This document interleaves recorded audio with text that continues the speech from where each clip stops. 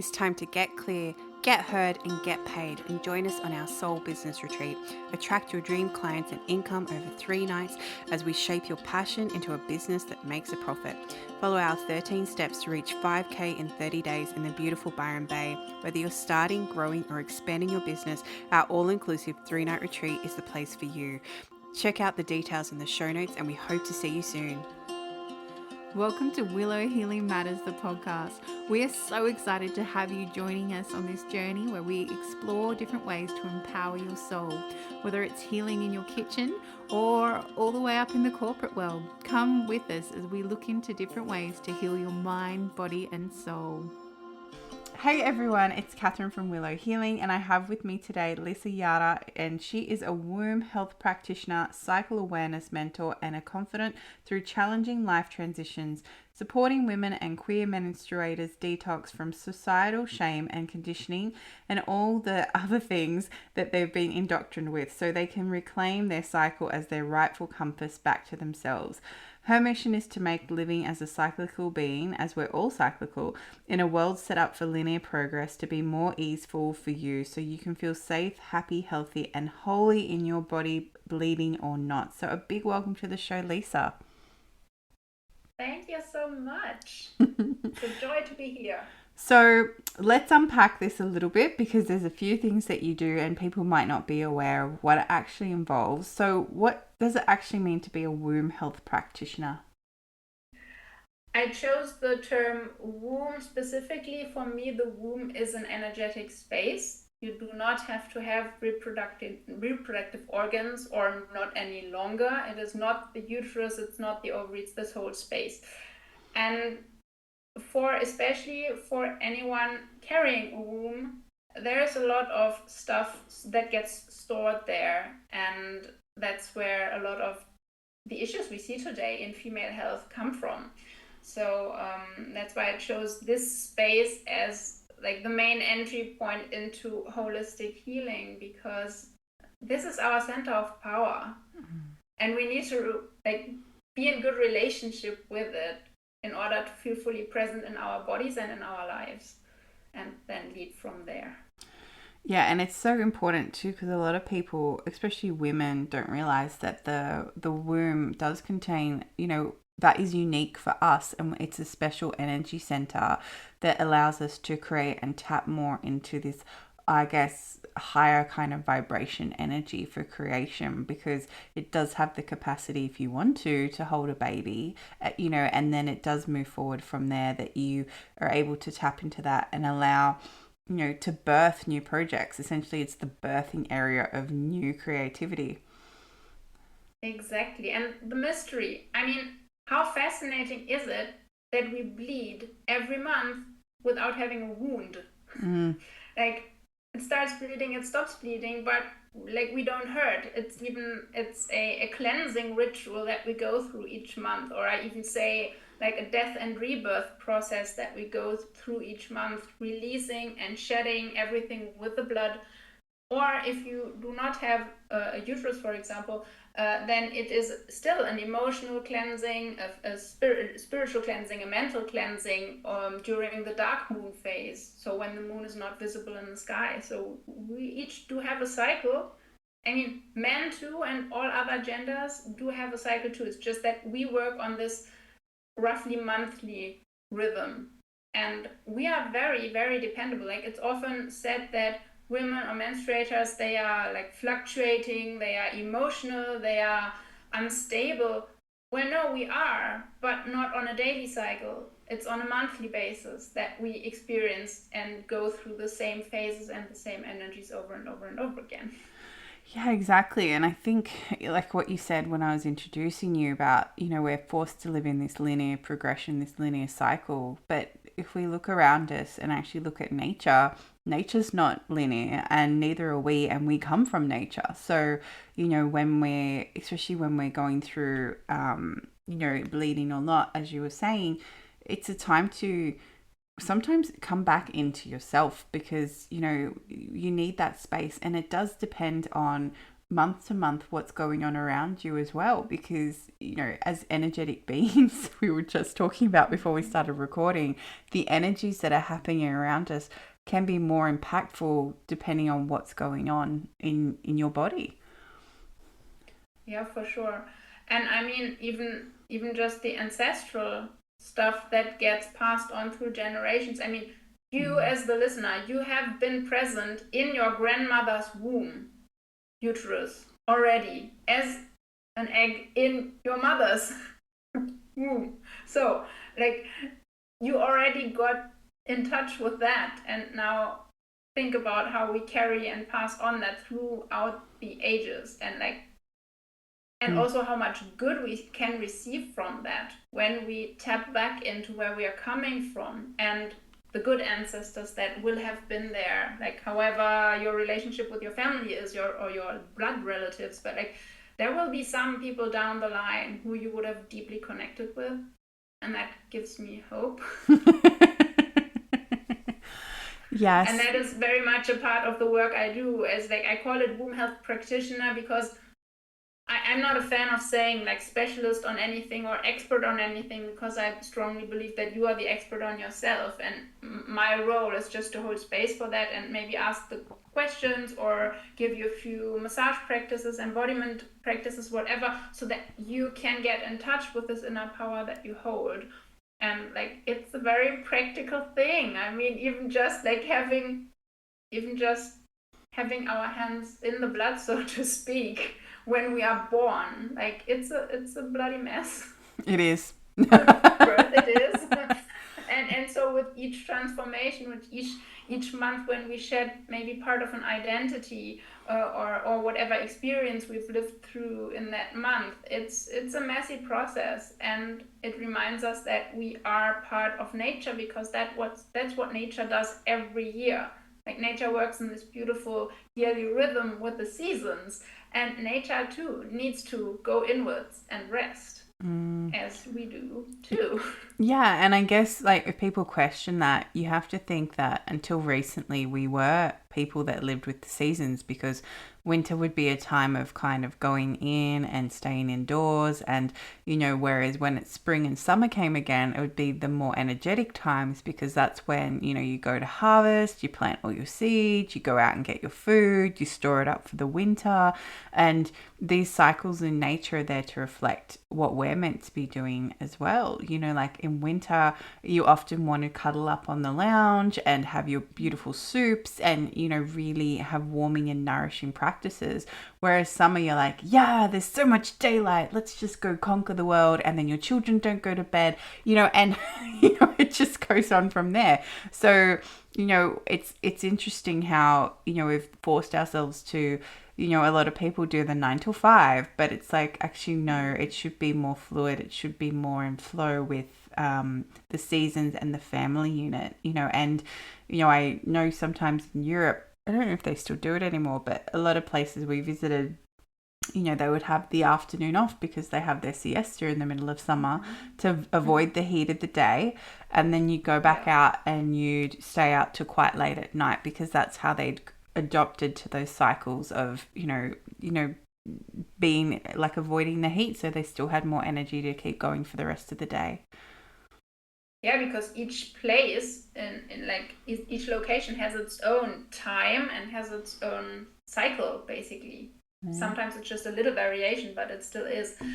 Yet I'm also amazed how we humans, like our bodies, they remember that we are cyclical beings. And like, for example, like right now I live in the northern hemisphere and it's starting to get into spring, and suddenly you see people wanting to detox and spring clean and do all these things, which is a natural thing that after a long winter people would get out of their house, clean the homestead, because they had spent indoors most of the time.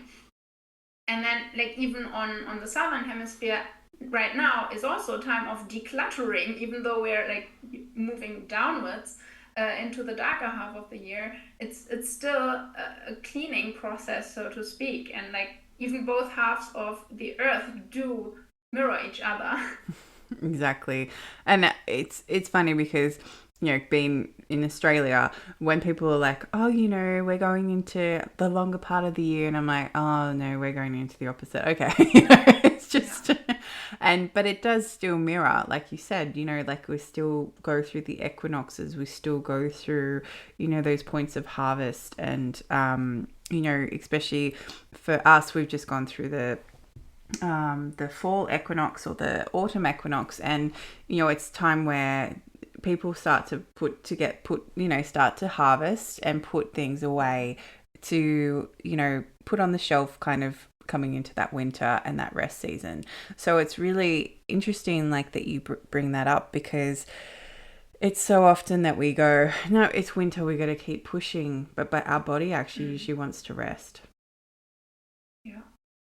Yeah, and I mean, like, we've talked about this before. We need money to get food on the table. That's the world we live in, the type of society we live in. And I believe the greatest contribution we can make, like, to our own lives, if not to the world, is to understand our own cycle and try to pay just a little bit more attention and accommodate ourselves just a little bit more. I mean, it doesn't have to be all or nothing. But even just like when you're on your period, for example, and you may feel like your body can't do the things it can do when it's ovulating, can you maybe take the elevator instead of the stairs? Can you walk a little more slowly through the parking lot to work? Can you, in between, maybe take your break without other people around you, so you do get a moment to yourself? So, like, all these little ways in which we can show ourselves and our bodies that we care and that we try our best in the world that we live in to still be connected to our cycle. And it's really interesting too, because I was reading this book about the moon, and then it was talking that, a lot of women's cycles are in line with the moon. And at that time I was in line with the full moon. So when the full moon comes, my periods come. And I was like, oh, I'm meant to be the new moon. And almost the universe went, okay, let's experience that for you. So then it slowly shifted me along. So then I was in line with the new moon.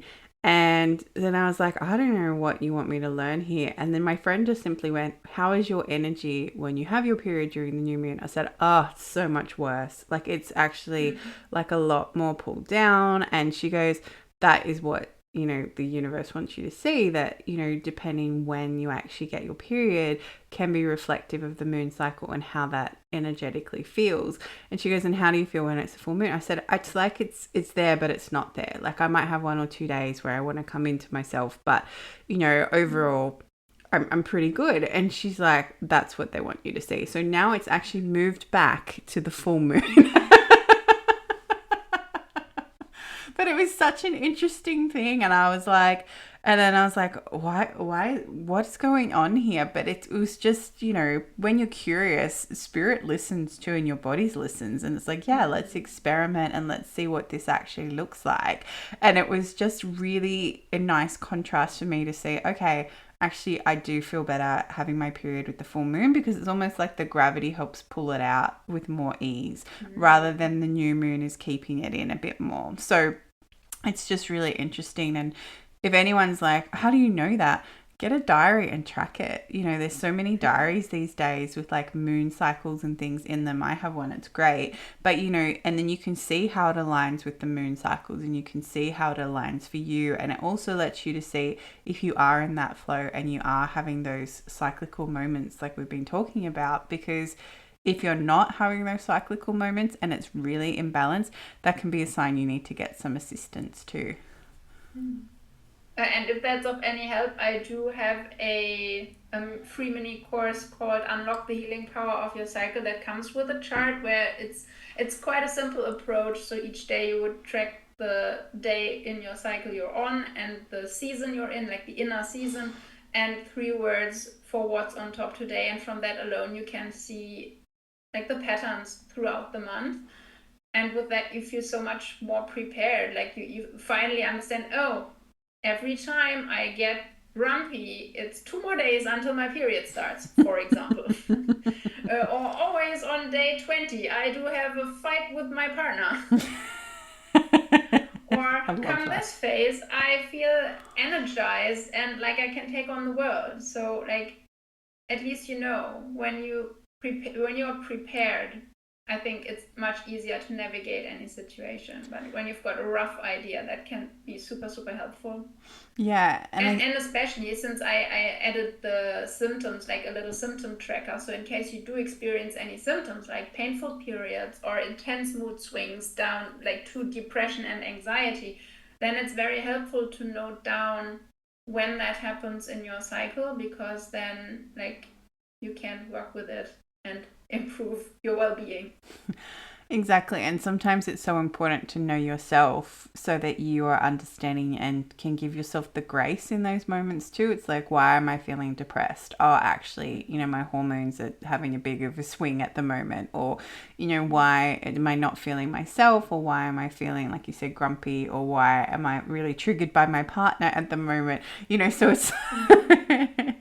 That's a really beautiful offering that you've created for people to just be more in tune with that. So my next question would be, what pulled you into this work? What made you feel to go start to look more into womb health and womb creation and in cycles and that sort of thing? It was my own dark night of the soul, as it is for a lot of people. They suddenly realized that the life they are kind of stuck in, they actually do feel stuck in it. And like, to me, it felt just completely empty, and I felt powerless in my own life. Like, from the outside, it probably looked like I had it all together. I had a great husband. I still have him, but like I had a job that was great, and like, but I felt empty inside, and so I knew like this was time to change something. And I went into a mental health clinic, and in it I discovered that like despite all the hardships of how to deal with my emotions that I had suppressed up until then, I was in the community rooms with the other patients every day, just talking or listening. And I felt so good just listening and being with them. And they, at the end, they called me co-therapist because for some reason, I don't know, they felt better after talking to me. And I thought, oh, well, this could be easeful work.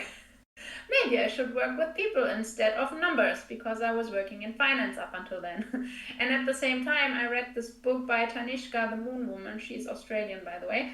And it was called Goddess Wisdom. And that was the book that changed my view of the world forever, because it pointed out how we are all cyclical beings, how cycles work, that anything like of the yin energy, the female energy, like it doesn't have to do with men or women, but like this the receptive yin energy that had been suppressed and even like demonized, you could say, in the society we live in. Like, think of witch hunts and such. Yeah. Or like, even why don't we like snakes? Well, they are associated with women. They shed their skin just as we shed our blood every month. And so like this opened up a whole new way of thinking and looking at the world. And I think ever since then, I needed to combine the two and then like teach about this and support people in living more in tune with their own cycle and the cycles of nature. And then, of course, my own womb health issues, because I suffered from severe menstrual cramps to the point where like painkillers stopped working, and I was bedridden for 2 days every month, basically. And then I needed to find some way to alleviate at least some of that.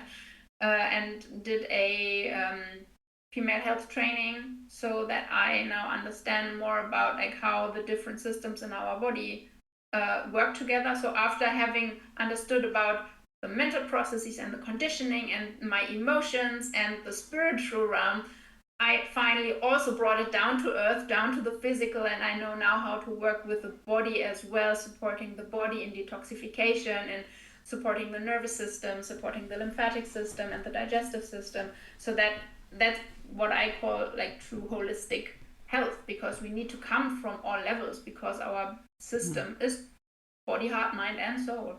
Yeah, 100%. And I find it interesting what you said about the snake, because in shamanism, the snake's a really powerful healer, and, we've been so conditioned that snakes are scary and that sort of thing. And it's like, actually, no, snakes are like exactly like you said, they're shedding, it's rebirthing, it's starting again. And if anyone is curious to look up Lilith, Oh, yeah.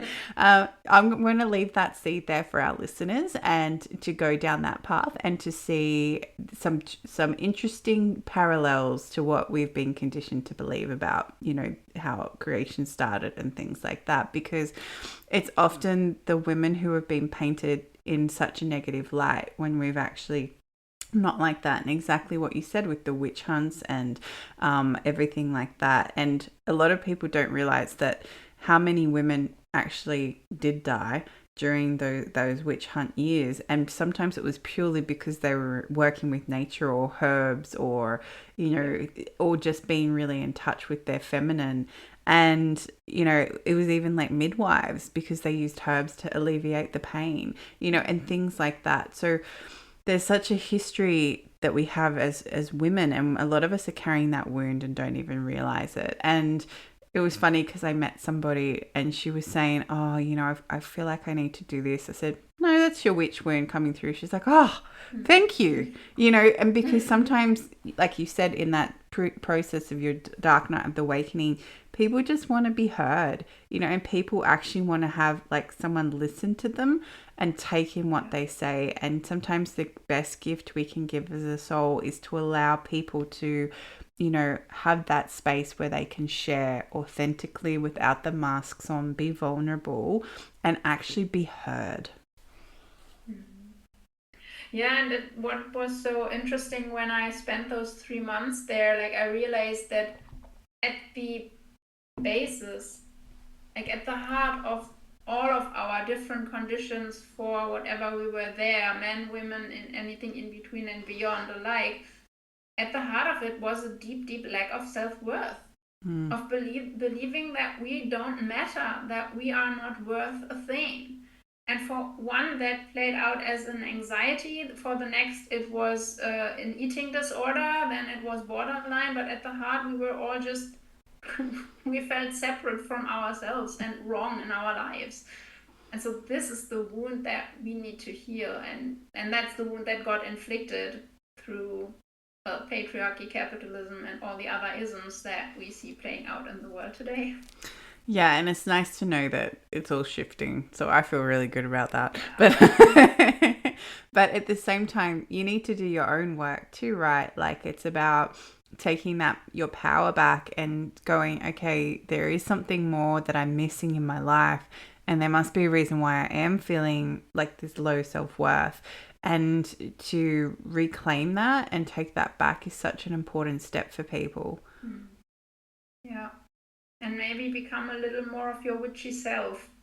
Because the witch, to me, is very much related to autumn season. Inner autumn is the luteal phase, so between ovulation and the menstrual phase, or the perimenopause journey. That is when, like, and whether that's perimenopause, whether that's the luteal phase, whether that's the waning moon phase, this is a time that is connected to truth.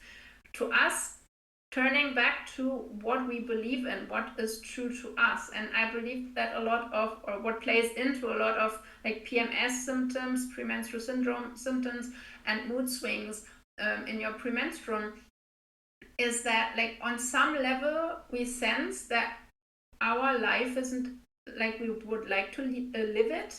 Like there is some dissonance there that we may not be conscious about or can't put our finger on, but this inner dissonance then creates all the other issues that we experience in our menstrual cycle, and definitely perimenopause. Like, and you mentioned the women that were dealing with herbs, and also in the witch hunts, it was the women who tried to stand up against what was being done. Exactly. So anyone of a different opinion. And so, like, of course, in your luteal phase or in your waning moon phase, like you will say your truth and people might not like it.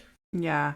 And that's where it's like comes to that courage, right? Like the courage to be yourself and the courage to stand in your truth and the courage to say, no, actually, my needs come first and then everyone else's. And it doesn't matter if you're listening and you have children, your needs need to come first, because if you go down, then everything else goes down as well. Yeah. I've just spoken about that in my newsletter this morning, as like when you prioritizing yourself is the most selfless thing you can do. Mm-hmm. Because I dare say even Mother Teresa or Gandhi didn't do it because they wanted to be selfless. They did it because it brought them joy. Or for Gandhi, it was his way of showing resistance to not use violence like they were using onto him. Yeah.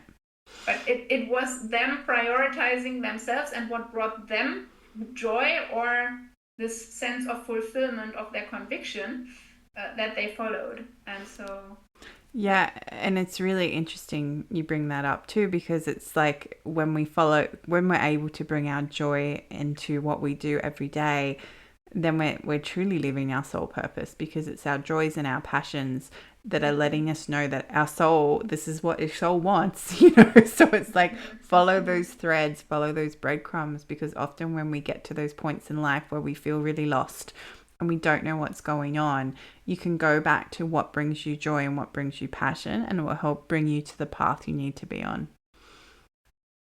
Yeah, and I just want to say, some people might not even know what does bring me joy, actually. Like, I've been at this point multiple times in my life where I almost couldn't experience joy anymore. Like, I didn't know what would feel joyful to me. And then just going with the, like, what can I sense? What can I smell? What feels good to my body and my nervous system right now in this moment? What is a little thing I can do to basically fill your cup so you finally do get the capacity to tap into this bigger joy that is waiting for you. And sometimes it means just walking into any direction you think could bring you joy and then rearranging or course correcting. Maybe it's not that, but the opposite. Maybe it's not that, but just a little different. But just going into some direction to get information from your system. Yeah, and being curious, right? Like you just be curious, like, oh, what would this feel better if I did it this way? Or, you know, if I ate this instead of this, you know. And it's funny because it's such a simple example, but the other day I was like, because I was having a bit of toast and I put butter on it and then almond butter, and I was like, I really want to put honey on it as well. I don't know why, but I'm just curious and I'm going to do that. And I ate this bit of toast and it was like I had a massive foodgasm. And I was like, this is such a simple thing. But at the same time, it was just like trusting that intuition and that little pull so that, you know, I could elevate my experience eating that food. And it sounds such a simple example, but it can be that simple. It can be, you know, coming back to those basic joys of how amazing is this food that I'm eating, and how amazing is this, you know, food that even I've created, you know, and coming back and putting that joy in it. Yeah, it's most often connected to our senses, because then we do truly live in the moment. Our bodies always live in the moment. They can't live in the future or in the past. It's just in our mind that we move into the past or move into the future. But when we are connected to our senses, also just smelling my morning coffee or hearing the bees hum or the birds chirping, it can be just so intensely joyful to just feel alive in this one little moment through your senses. Yeah, exactly, which is so beautiful. And as we start to finish our time together, Lisa, I asked my guests if they could heal or change something in the world, what would it be? I've touched on this earlier, but I think this inner separation that so many of us feel.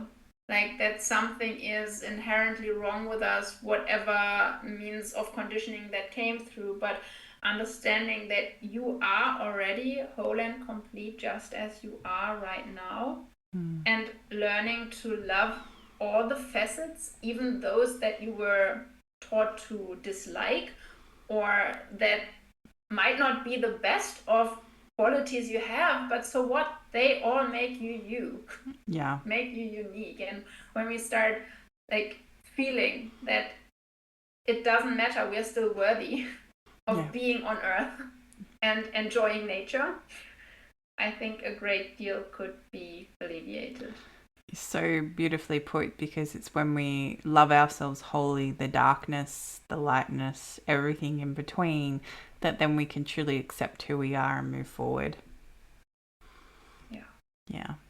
So if people want to find you, Lisa, or come and work with you, where can they go? They can go best to my website, lisa-jara.com, lisa-jara.com.